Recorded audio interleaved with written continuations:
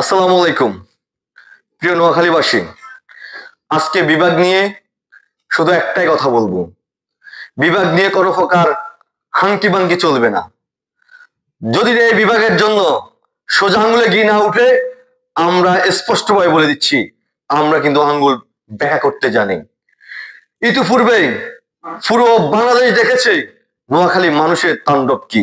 তারা ঢাকা শহরে যে বড় বড় মিছিলগুলো করেছে, এটা শুধুমাত্র শুরু, আরো অনেক কিছু বাকি আছে।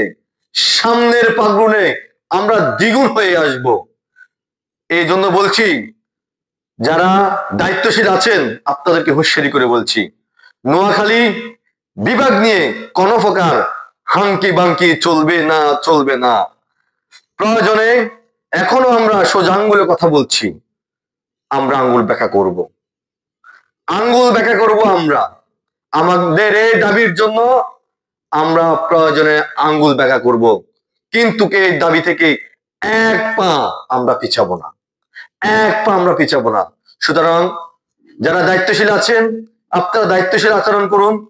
এদেশের উন্নয়নের জন্য, বিকেন্দ্রীয়করণের জন্য নোয়াখালীকে বিভাগ করে নোয়াখালীর মানুষের দীর্ঘদিনের চাওয়া পাওয়াকে আপনারা সমর্থন করে নোয়াখালী বিভাগ বাস্তবায়ন করুন।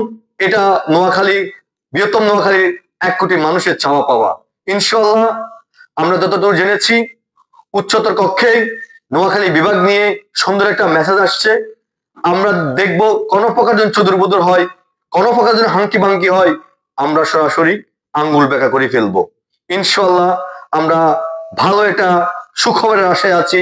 যতদিন পর্যন্ত নোয়াখালী বিভাগ না হবে, ততদিন পর্যন্ত আমরা মাঠে আছি। আসসালামু আলাইকুম।